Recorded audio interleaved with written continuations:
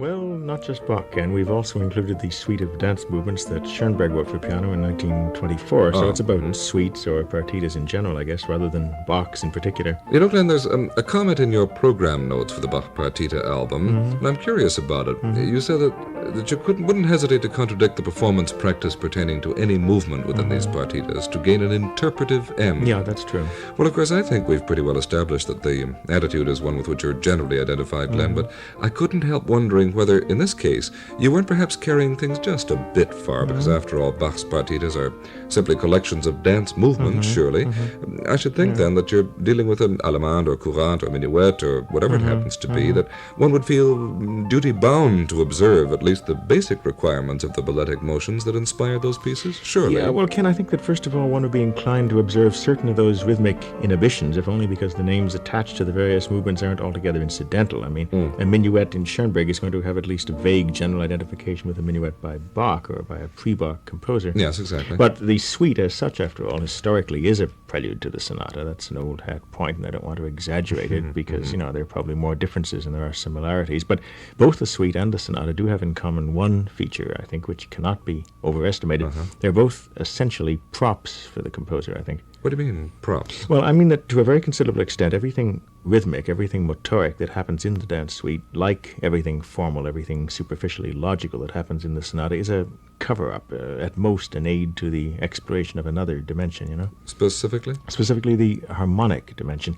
You see, I think that the Bach suites, for instance, are exuberantly rhythmic, obviously, but their prime contribution to music, it seems to me, and Bach's music in particular, is harmonic, and their rhythmic basis or bias or whatever it is essentially a cover-up aimed at facilitating that harmonic end.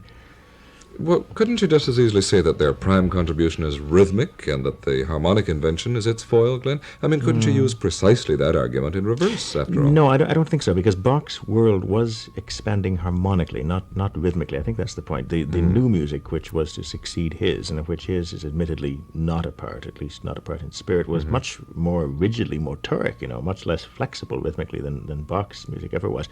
And even Bach's own works didn't really evolve in a rhythmic sense after about 1720 for the last 30 years of his life, say. But they did evolve harmonically, and how the Kunst der Fuge makes the capriccio and the departure of whatever it is. Of a beloved brother? Right, seem as though sort of, written for musical glasses or something.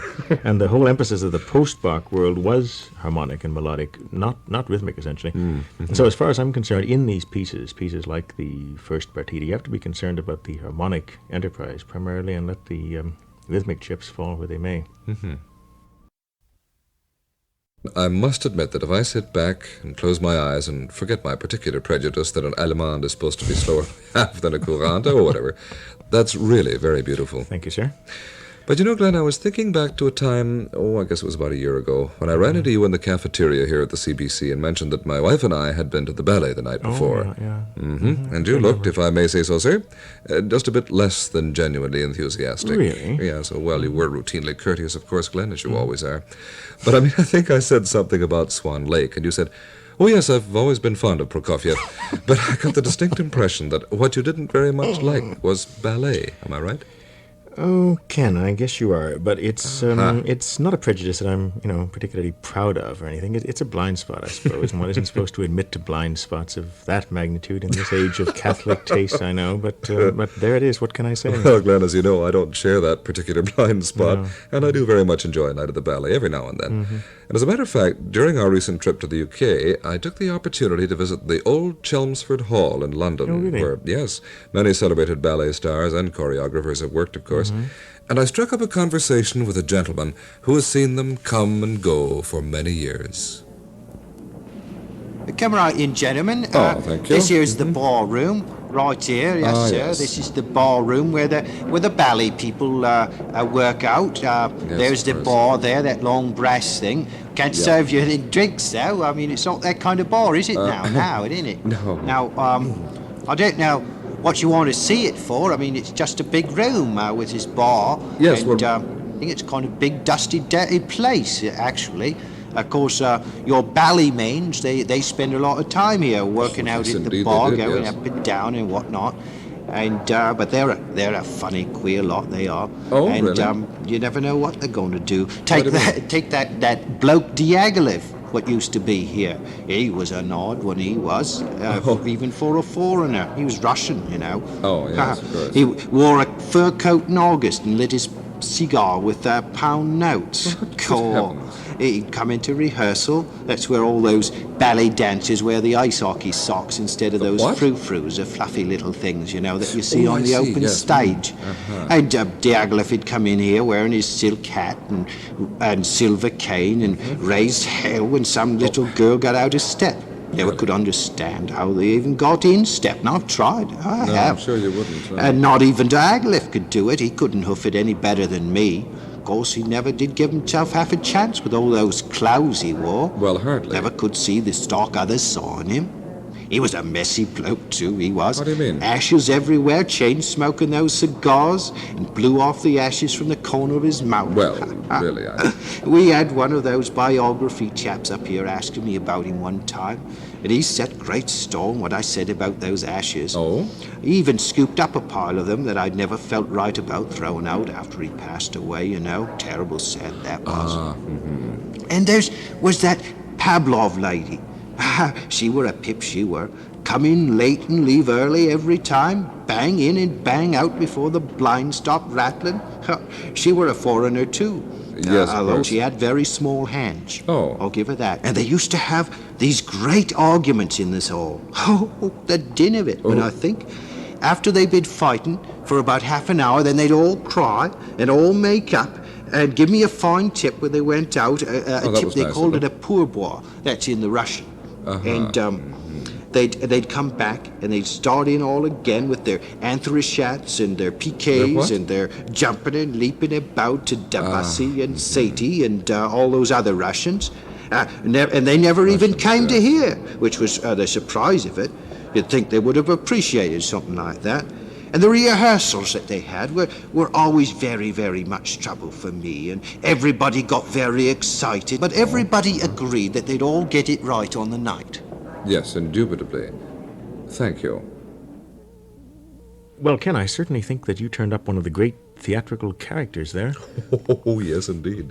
He was a fascinating chap. And I'm only sorry we couldn't have played that part of the tape in which he discusses more contemporary participants in ballet. Well, I dare say the laws of libel had something to do with that, eh? But, Glenn, I do feel that if for a man like that, for example, ballet is a living thing, then perhaps your disinclination to observe the ballet-like aspects of the suite form is merely symptomatic of your own disinterest in ballet as an art. Well, that may be true, Ken, but I'll give you the best of all possible proofs that it doesn't much matter, you know? To wit? To wit, Schoenberg Suite Op.25, composed in 1924. Now, there was a man who didn't like the ballet. We have Aaron Copland's word for that. You remember in one of the earliest programs of the series, he said that Schoenberg had once upbraided him for writing ballets at all. Oh, yes. Because Schoenberg, didn't, and I'm quoting Copland now, didn't consider ballets a serious art form. You know? Yeah, well, are you saying that because Schoenberg was in this matter just as myopic as you are, that Beg your therefore... pardon, sir. No, I'm saying nothing of the sort. It's not a question of bias or right or wrong or myopia or anything of that kind. I'm simply saying that Schoenberg, by his own admission, didn't like or apparently understand ballet. Yeah. Yet, in the very first work that he wrote, which employed 12-tone technique, and 200 years after Bach wrote any of his suites, Schoenberg turned to the dance suite form, and I think it's worth asking why. Why, indeed? Well, I'll tell you why I think he did. Make use of the dance form? Yeah. I think that Schoenberg, at that moment in his life, was running scared, you know? Here he was on the brink of something that he didn't know much about. He was beginning to work with 12-tone technique, which is an entirely new way of organizing musical thought. And I think he was concerned with the way in which, you know, that thought could be made intelligible melodically and harmonically. So he thought, well, I'll provide a diversion. I'll do something in a style or reminiscent of a style which will be completely familiar to everyone, and that way the rhythmic factor will simply take care of itself. And the people who hear my suite will automatically anticipate events on that level, on the rhythmic level. Yeah. And consequently, their anticipatory faculties can be divided between two dimensions only, harmony and melody. That's all that's left, you see. Yes, I see. So I think that most composers use forms as props, really. Perhaps the later Wagner is an exception, Scriabin maybe, and a few others, but Basically, forms can be regarded as props usually. I think the dance suite was a prop, just as the sonata was a prop in a sense, and the tone poem was a prop, certainly. Yeah. And the reason for those props, I think the reason for their employment is really one of the most touching things about human beings. Their inadvertent confession of modesty and humility and caution in the face of the unknown. And I think that's exactly why Bach wrote his partitas as he did, exploring in them fantastic harmonic subtleties, in the sixth, the E minor one particularly, and using the balletic associations as nothing more than camouflage. Well, Glenn, why don't we hear the sixth partita? I haven't time for all of it. Would you settle for the Allemande, Courant, Air, Sarabande, Gavotte, and Gigzer? Done. Those were 6 of the 7 movements from the Partita No. 6 in E minor by Bach, which has concluded Take 16 of the Art of Glenn Gould. Earlier in the program, Mr. Gould was heard in Bach's Partita No. 1 in B-flat major and Arno Schoenberg's Suite for Piano, Opus 25. Next week, 3 sonatas by Beethoven. The Sonata in F major, Opus 10, No. 2, in C-sharp minor, Opus 27, No. 2, and in C minor, Opus 111. This program was produced in Toronto by Richard Coulter, with technical operations by Don Logan. And this is Bill Bessie speaking.